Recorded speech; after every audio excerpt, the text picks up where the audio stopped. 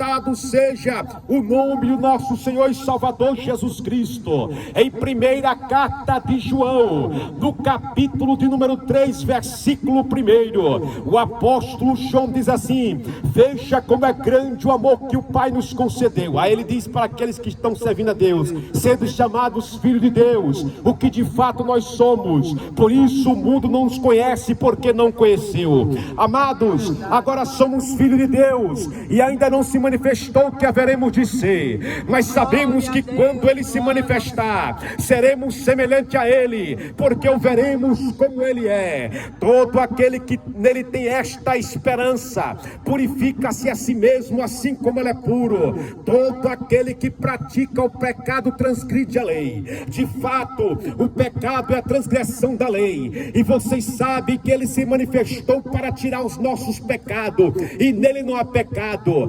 Todo aquele que nele permanece não está no pecado. Todo aquele que está no pecado não viu nem conheceu. Filhinhos, não deixe que ninguém vos engane. Aquele que pratica justiça é justo, assim como Ele é justo. Aquele que pratica o pecado é do diabo, porque o diabo vem pecando desde o princípio. Para isto, o Filho de Deus se manifestou, para desfazer as obras do diabo. Aquele que permanece nele não está no pecado, porque a semente de Deus permanece nele, e ele não pode estar no pecado, porque é nascido de Deus. Desta forma, sabemos quem são os filhos de Deus e quem são os filhos do diabo. Aquele que não pratica justiça não procede de Deus, tampouco quem não ama ao seu irmão. Jesus Cristo, meu amigo, Ele veio para nos libertar das cadeias do inimigo. Jesus Cristo, Ele nos veio para nos libertar, meu amigo, da iniquidade, do pecado. Sabe o que é pecado, meu amigo?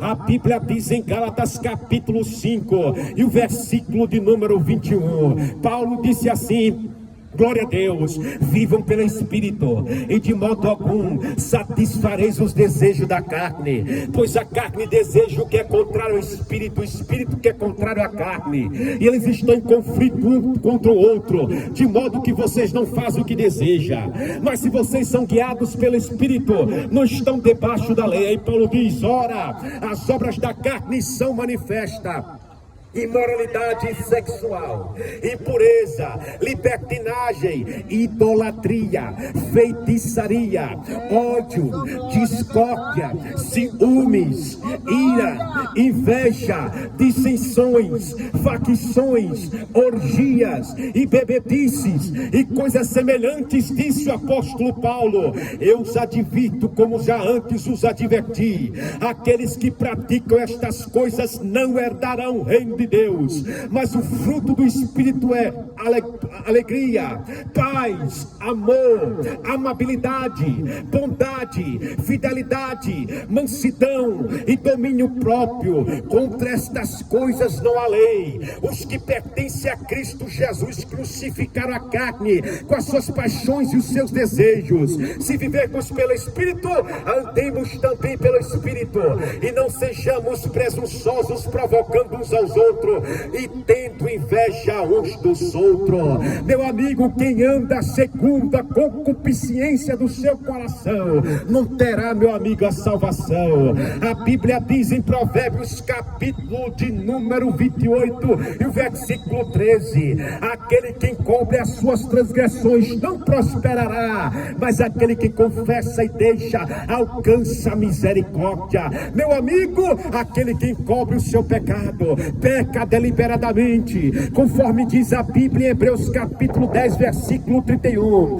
Aquele que peca deliberadamente, meu amigo, aleluia, não verá a paz de Deus na vida, mas sim a ira de Deus, diz o texto bíblico. A Bíblia diz claramente, meu amigo, glória a Deus, em Romanos capítulo 8 e o versículo de número 1: agora já não há nenhuma condenação para os que estão em Cristo Cristo Jesus. O texto continua dizendo assim: os quais não andam segundo a carne, mas segundo o Espírito. Glória a Deus. Não há nenhuma condenação para os que estão em Cristo Jesus, que não anda segundo a carne, mas segundo o Espírito.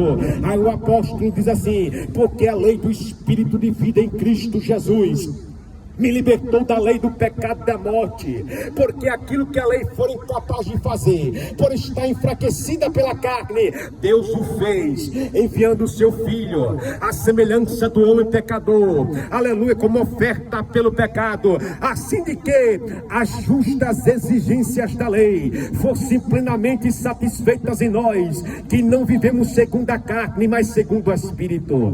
Quem vive segundo a carne tem a mentalidade voltada para aquilo que a carne deseja. Quem vive segundo o Espírito tem a mentalidade voltada para aquilo que o Espírito deseja. A mentalidade da carne é morte, mas a mentalidade do Espírito é vida e paz. A mentalidade da carne é inimiga de Deus e não se submete à lei de Deus, nem pode fazê-lo. Quem é dominado pela carne não pode agradar a Deus.